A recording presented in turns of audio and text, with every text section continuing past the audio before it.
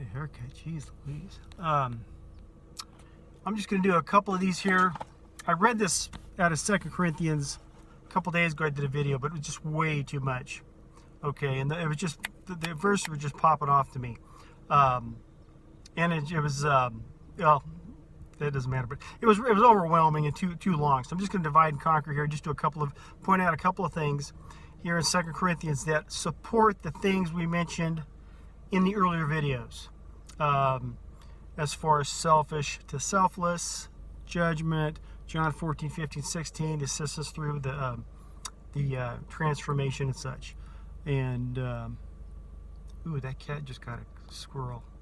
Ooh, predator, man. Anyhow, so much for his salvation. I'll do this real quick. 2 Corinthians, this is chapter 1, 20, 21, something like that. That is why it is through him that we utter our amen to God for his glory. And it is God, here it goes.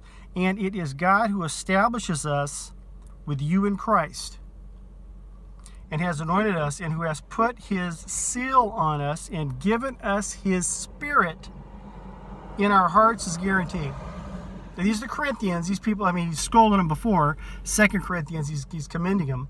But these people have been walking the walk. They've had their trials and such. But it says here, just like John 14, 15, 16 does, and who has also put his seal on us and given us his Spirit. The Spirit of God has been given to these people as they're in their hearts as their guarantee.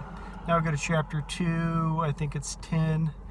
Anyone whom you forgive, I also forgive. Indeed, what I've forgiven, if I have forgiven anything, has been for the sake of Christ, so that we would not be outwitted by Satan. He's talking about forgiving these people because they've already made some mistakes, and there's a little more to it there, but the point I want to bring up is so that we would not be outwitted by Satan, for we are not ignorant of his designs. Satan, or the devil, or the evil one, whichever one, the powers of darkness, preys on our selfish thoughts. It's the selfish thoughts is where our sin starts. See, and then we act on them, and then we get in trouble that way. We have to knock down those selfish thoughts. See, because we know the tricks of the devil, okay? We're on to it. Here's another one. This is chapter 2, 14. But thanks be to God who in Christ always leads us in triumphal procession. Getting busy now. And through us, check this out. Let me roll this thing up. A little privacy out here on the street. Let's see here. But thanks be to God who in Christ always leads us in triumphal procession.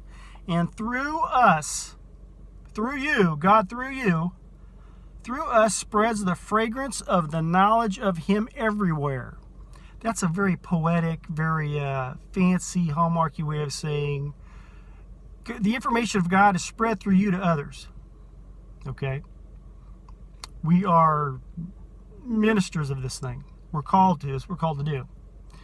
But thanks be to God who in Christ always leads us in triumphal procession, and through us spreads the fragrance of the knowledge of him everywhere. John 14, 15, 16. God living in you. He's not going to be quiet. He's not on vacation. See? Let's do one more. Oh, here we go. This is chapter 3. Number 3. And you show that you are a letter from Christ delivered by us. Okay, he's kind of fancy here talking the way he does, Paul. This is saying that you are a letter written by Christ,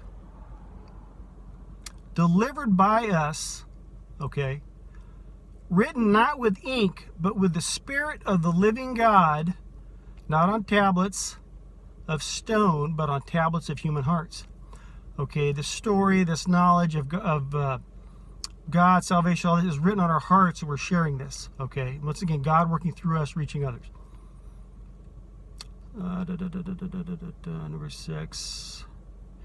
Not that we are sufficient in ourselves to claim anything as coming from us. It's not us, it's him working through us. But our sufficiency is from God, who has made us sufficient to be ministers of a new covenant.